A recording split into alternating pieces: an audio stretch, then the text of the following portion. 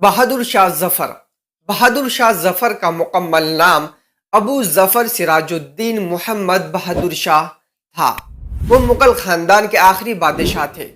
24 اکتوبر 1775 کو دہلی میں ان کی ولادت ہوئی۔ ان کے والد اکبر شاہ ثانی اور والدہ کا نام لال بائی تھا۔ دوستو، بہادر شاہ ظفر مختلف علوم و فنون سے بہراور تھے۔ انہوں نے اردو، ہندی، عربی، فارسی زبانوں کے ساتھ ساتھ گھوڑ سواری، تلوار بازی، تیر اندازی اور بندوق چلانے میں بھی کافی مہارت حاصل کر لی تھی۔ محترم حضرات، بہادر شاہ ظفر ایک بہت اچھے خطاط تھے، نیک پرہیزگار اور غیر متعصب شخصیت کے مالک تھے۔ وہ ہندو مسلم اتحاد کے علم بردار تھے۔ وہ سچے محب وطن تھے۔ حکمران ہونے کے ساتھ ساتھ وہ صاحب دیوان شاعر بھی تھے۔ اپنے والد کی وفات کے بعد بہادر شاہ ظفر کو 28 ستمبر 1837 کو مغل بادشاہ بنایا گیا۔ یہ اور بات ہے کہ اس وقت تک دہلی سلطنت بہت کمزور ہو چکی تھی۔ میرے دوستو، بہادر شاہ ظفر نے 1857 کی جنگ آزادی میں اہم کردار ادا کیا، جس کی پاداش میں انہیں بھاری قیمت بھی ادا کرنا پڑی۔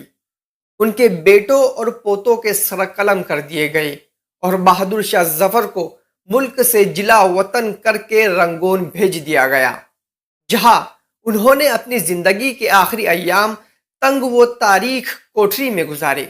لگتا نہیں ہے جی میرا اجڑے دیار میں، کس کی بنی ہے عالم ناپائیدار میں، بلبل کو پاس باسے نہ صیاد سے گلا، قسمت میں قید تھی لکھی فصل بہار میں۔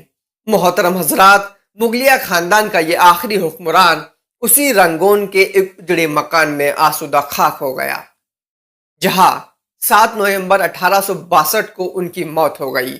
انہیں رنگون میں ہی دفن کیا گیا۔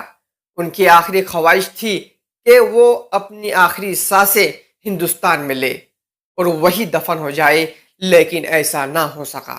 کتنا ہے بد نصیب ظفر دفن کے لیے، 2 گز زمیں بھی نہ ملی کوئی یار میں۔